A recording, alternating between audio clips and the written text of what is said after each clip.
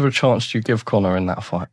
Yeah, I gave him a good chance. Do you know what I mean? I gave him a good chance. It's not like I'm saying, you know, I do lean towards Garcia winning the fight. I do. No, listen, I think Conor Benn's he's got it all, and he can fight. You know, I would have liked him to have got a British title instead of just jumping. But you know, this he can fight. He's a pay-per-view fighter. I'm looking forward to this fight with Garcia and Conor. It's a very exciting fight, you know what I mean? It's very exciting. Ryan he can whack. Oh yeah. He can whack big time. This is gonna be a real test, you know what I mean, for Conor. Do you know what I mean? This is Garcia's the favourite, and he's the overwhelming favourite because of the qualities that he has and the fundamentals that he has. Lightning speed, a vicious left hook. I haven't seen anyone do to Devin Haney what he done.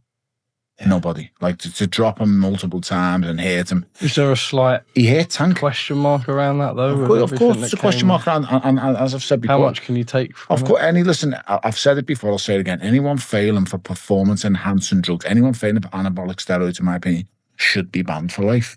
And I'm going to stick by that my whole career. When you've got fellas failing on nasal sprays and stuff like that, I think they've made a mistake, and I think you can get things wrong. But when it's performance enhancing anabolic steroids, just get them out of the sport. Yeah, just get them out. Simple. It's quite simple. But when it comes to Ryan Garcia, I don't know what he failed on when he fought Devin Haney. But I guarantee you, he won't be failing nothing at this because there's so much money at stake in this. He just can't afford to do it. And although, you know, it's massive numbers, his biggest numbers and his biggest pay to date is facing Tank. And he didn't fail a thing for Tank.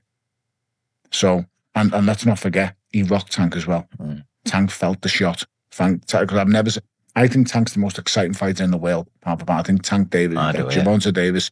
I just, when he fights, I want to see him. I don't think he's a nice human being, but I think he's the most exciting fighter in the whole world.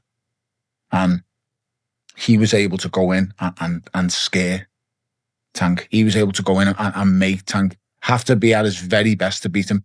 That speaks volumes for Ryan Garcia. But going into this Benn fight, if he's not on it 100%, because he's already underestimating Conor.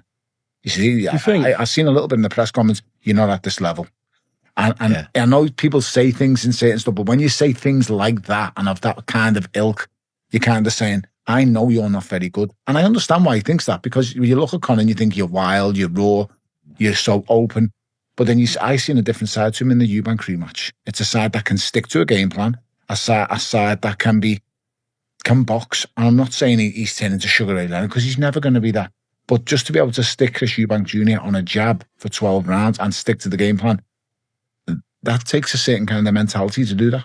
On September 12th at the T-Mobile Arena, the boxing world will turn its attention to a highly anticipated welterweight showdown between Ryan Garcia and Conor Benn. Both fighters enter the ring with far more than championship gold on the line. After difficult periods that included setbacks and time away from competition, each man now has an opportunity to reshape the narrative surrounding his career. Beyond the title implications, this matchup has developed into a deeply personal rivalry, with emotions building throughout fight week after a series of heated exchanges between the two camps.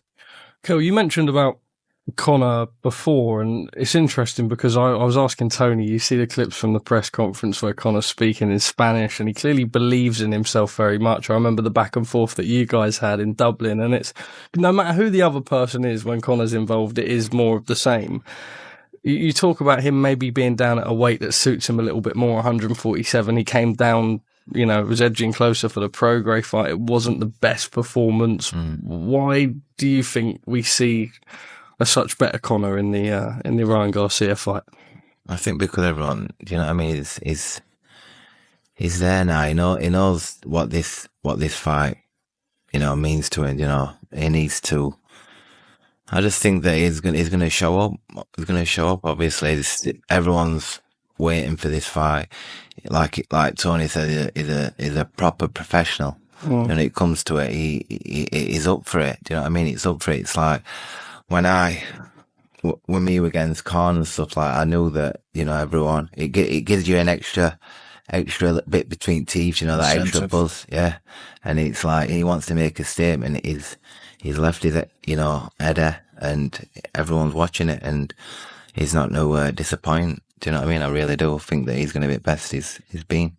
They kind of spoke about the fight with you and Conor for a long, long time. I don't know if that ship maybe sailed now. Did it ever kind of seriously materialise? Were there were talks, serious negotiations for it? There were talks about it, but I don't know if he was just keeping himself, in the media, because it was still going through what we were going through. Still wanted his name up there, So this is boxing, innit?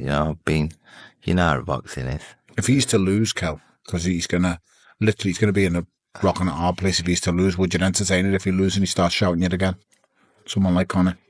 Yeah, I could get up for that. It'd be massive, though. I know people are going to look, but regardless of what anyone says, Kel's name's still huge. The tension reached another level during an awards event when Conor Benn approached Ryan Garcia during a face-to-face exchange. The confrontation quickly became heated, with both fighters moving toward each other before security stepped in to prevent the situation from escalating further.